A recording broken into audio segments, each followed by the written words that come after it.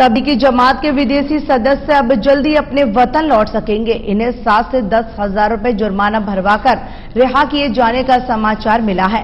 आपको बता दें कि अपने अलीगढ़ शहर में श्रीलंका के 2 जमाती जेल में बंद है, जिसका सीनियर एडवोकेट आले नबी केस लड़ रही हैं। तो आइए देखते हैं ये रिपोर्ट और जानते हैं ये पूरा मामला। विदेशी नागरिकों की पहली खेप अब अगले मंगलवार को अपने वतन वापस लौट सकेगी। वहीं अलीगढ़ की पुलिस ने भी तबलीगी जमात के इन सदस्यों को जुर्माना देकर छोड़ने पर कोई आपत्ति नहीं जताई। इस संबंध में अलीगढ़ के वरिष्ठ अधिवक्ता ने कहा कि इसी खेप के साथ अलीगढ़ में बंद दोनों श्रीलंका के नागरिकों को भी उनके देश भेजने की प्रक्रिया अमल में लाई जा रही है।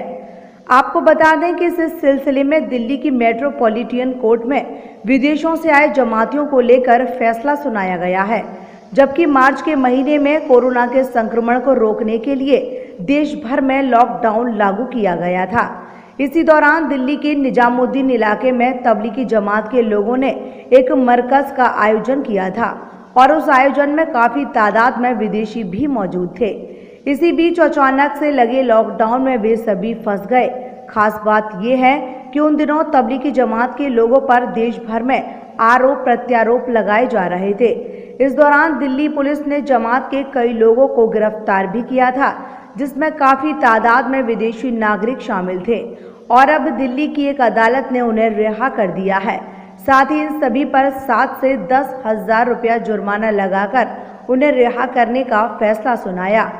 इस कहानी की सबसे ज्यादा महत्वपूर्ण बात यह है कि अलीगढ़ के अधिवक्ता आले नबी श्रीलंका के 2 जमातियों का मुकदमा लड़ रहे हैं।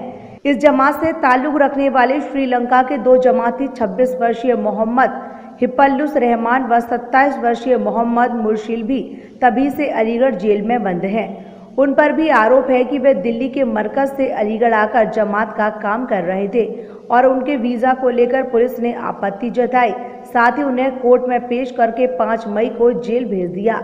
इसी बीच श्रीलंका के निवासी हिप्पल्लुस रहमान व मोहम्मद मुर्शिल के वकील सीनियर एडवोकेट आले नबी ने दिल्ली के जमातियों के ऊपर आए फैसले को सराहनीय बताया और उन्होंने कहा कि यदि 7 से 10 हजार रुपए देकर जमाती अपने घर चले जाएं तो उससे अच्छा फैसला हो नहीं सकता।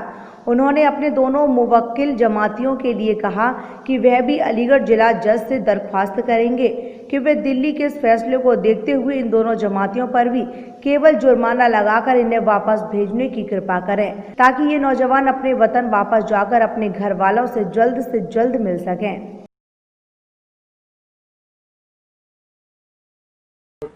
जी बताइए। देखिए, मैं इस फैसले से पूरी तरह से मुत्तफ़िक़ हूँ, चूँकि ये गैर मुल्की लोग, जैसे हमारे यहाँ के भी 2 श्रीलंका के लोग जनाब MJ हिप्पल्लुस रहमान और मोहम्मद मुर्शिल फंसे हुए हैं।